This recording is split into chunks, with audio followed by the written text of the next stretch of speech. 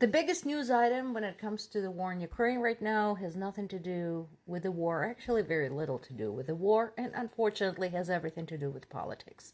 And namely, that is a disagreement that is becoming increasingly public between Ukraine's President Zelensky and Ukraine's army chief, General Valery Zaluzhny.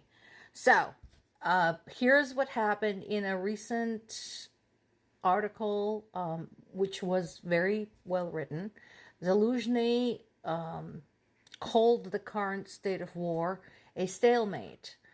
And I tend to believe him because he is a military man. He has tremendous amount of experience and he is very intelligent and well versed in these matters. And so while he did explain why things are how they are and what would be needed for things to move on, nevertheless, he was very sober and very somber about the situation in Ukraine. At the same time, President Zelensky said, no, we're not at a stalemate. He rejected Zaluzhny's claims. He had an interview with NBC's Meet the Press where he reiterated, no, we're not in the stalemate. And there is a concern as to what is going on. As anyone can understand, the worst thing that can happen to a country that is in a state of war and experiencing a number of crises, economic, political, military, humanitarian, all those things, the worst thing that can happen is for the head of the state to be at odds with the head of the army. And what is likely happening is this. As I mentioned before, there is an election coming up in Spain.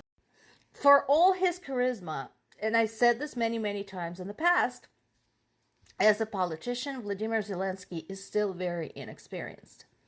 And unfortunately, for all of his anti-corruption measures in the government, he still has a very heavy propensity for nepotism, something else I mentioned before.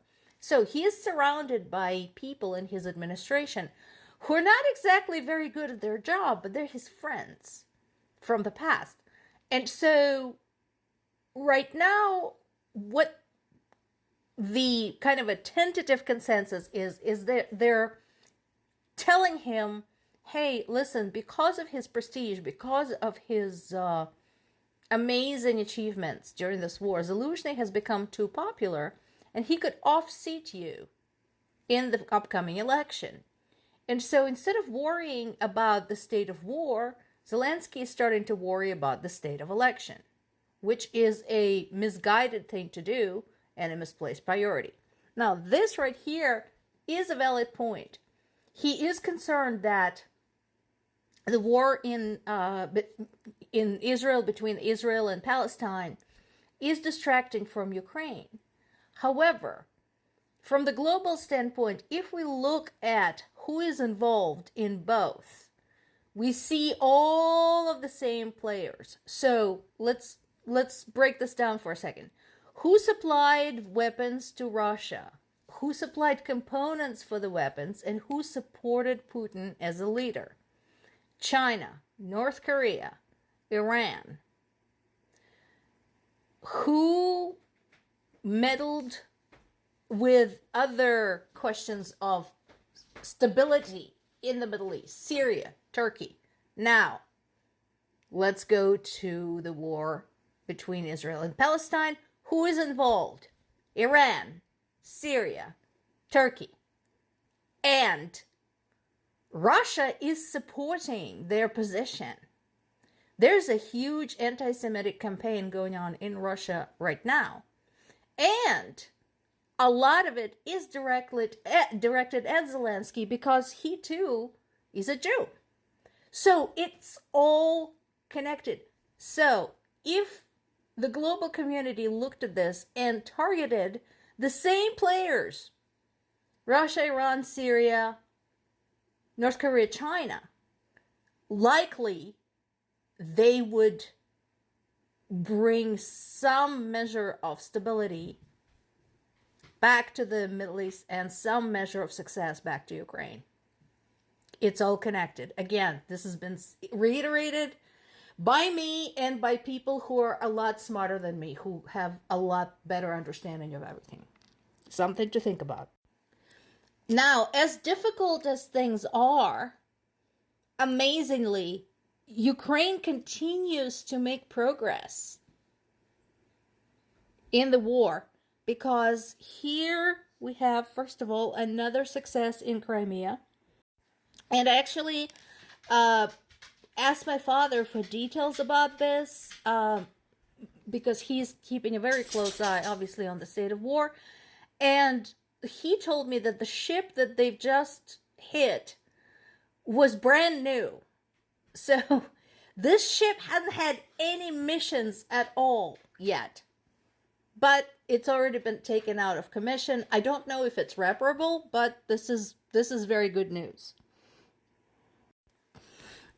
Another bit of good news, in his pig-headed insistence of trying to take Donbass, Putin had not only lost a record number of troops, he had also lost a record number of weaponry and heavy equipment. So far, the number is 200 armored vehicles, but it is very possible that there's more than that. It's very likely that, again, this being the war, and this being a situation where it's very difficult to keep close track of everything, more has been destroyed. And let's also not forget all of the equipment that has been taken by the Ukrainian troops when it was left behind by the Russians on the battlefield. So I think this number, the 200, I don't think that includes those pieces of equipment. So another adding factor is stuff they just lost because they abandoned it, because Ukrainian troops took it, or because a Ukrainian farmer hooked it up to their tractor.